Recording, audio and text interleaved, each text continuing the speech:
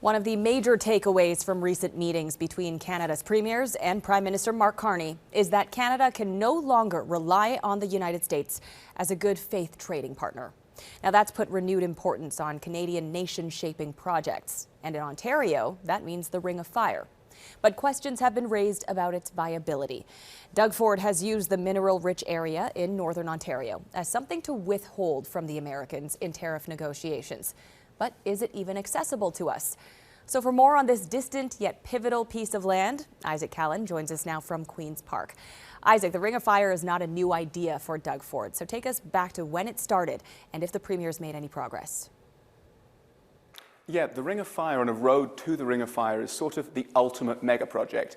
It's an area far from Thunder Bay in northern Ontario that's difficult to get to. It's currently only accessible by ice roads or by air, and the government is hoping to build a massive all-season road from the Ontario Highway network north of Thunder Bay to the land itself. It's something that Doug Ford has been trying to do since he first won re-election in 2018, when he said he would jump on a bulldozer himself to start on the project. But we're 7 years down the line, and Ontario isn't really any closer to getting that project underway. It's failed to get federal funding in recent years, and it's not put shovels in the ground. That could change after the next federal election and with the Trump factor that you've mentioned. And it's a move that Ontario is now framing very, very carefully as one that creates Canadian jobs and is a Canadian opportunity to access Canadian minerals, something that the minister in charge of the file has been selling really hard here at Queen's Park. You're building a highway essentially between Toronto and Montreal. In those terms, you got to think that's a lot of work. There's a lot of employment opportunities before we're actually into the extraction activity. So I think the next 3 or 4 years will be critical. And if we get it right, if we have a federal government that's willing to sit down, avoid duplication, provide resources, real resources. We haven't seen meaningful dollars flow to us. We've done this on our own so far. And well, Isaac, another major barrier to this project is getting buy-in from First Nations communities as well. So how is Ontario approaching that side of things? That's what makes this route to the Ring of Fire so complicated. It's not just an engineering feat, it's not just a financial feat, but it's also something where the Ford government has to get that buy-in from those First Nations communities, many of whom live on the road to the Ring of Fire or in the area itself.